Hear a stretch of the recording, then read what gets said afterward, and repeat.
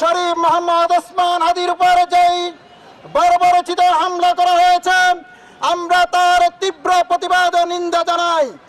পাশাপাশি সরকারকে বলবো, অতি সত্বর শরীফ মোহাম্মদ ওসমান হাদির উপরে যারা গুলি করেছে তাদেরকে চিহ্নিত করে গ্রেপ্তার করে কঠিন শাস্তির আওতায় আনতে হবে। আমরা মনে করি শরীফ ওসমান হাদির উপর গুলি করা হয় নাই, গুলি করা হয়েছে নতুন বাংলাদেশের উপরে।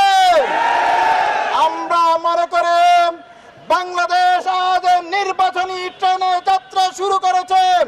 যারা এই যাত্রাকে ভয় পেয়ে নির্বাচনকে বানচাল করার অপচেষ্টায় ষড়যন্ত্রে লিপ্ত রয়েছে, আমরা মনে করি তাদের ইন্ধনে এই হত্যাকাণ্ডে রয়েছে।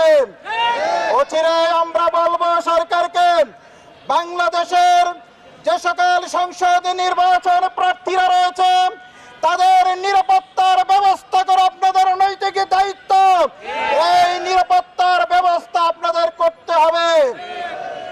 পাশাপাশি আমরা বলতে চাই, আগামী দিনে নির্বাচনকে বানচাল করার জন্য যারা ষড়যন্ত্রে লিপ্ত রয়েছে আপনাদের ইন্টেলিজেন্স বাহিনীর মাধ্যমে চিহ্নিত করে তাদেরকে আইনের আওতায় আনা প্রয়োজন রয়েছে।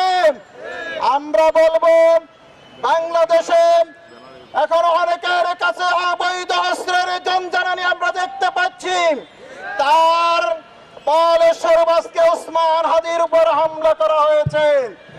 আমরা অবিলম্বে সরকারকে বলবো, আপনারা বাংলাদেশে যে সকল অবৈধ অস্ত্র রয়েছে বিগত 15-16 বছরে আওয়ামী ফ্যাসিস্টের আমলে বাংলাদেশকে একটি সন্ত্রাসী অভয়ারণ্যে পরিণত করা হয়েছে। আমরা সরকারকে বলবো, এই অবৈধ অস্ত্র অতি সত্বর উদ্ধার অভিযান পরিচালনা করতে হবে। পাশাপাশি আমরা আর একটা দাবি জানাতে চাই, বাংলাদেশে যে সকল চিহ্নিত সন্ত্রাসী রয়েছে আমার বিশ্বাস আপনাদের গোয়েন্দা বাহিনীর কাছে এদের নিশ্চয়ই তালিকা থাকার কথা। যদি আপনার গোয়েন্দা বাহিনীর তালিকা দিতে ব্যর্থ হয় তাহলে অবশ্যই তাদেরকে আপনারা সংস্কার করতে হবে। অবিলম্বে গোয়েন্দা বাহিনীকে কাজে লাগিয়ে, পুলিশ প্রশাসনকে কাজে লাগিয়ে যারা চিহ্নিত সন্ত্রাসী তাদেরকে অবিলম্বে গ্রেপ্তার করতে হবে। সর্বশেষ আবারও ওসমান হাদির উপর যেই হত্যাকাণ্ড, ওসমান হাদির উপর যেই গুলি করা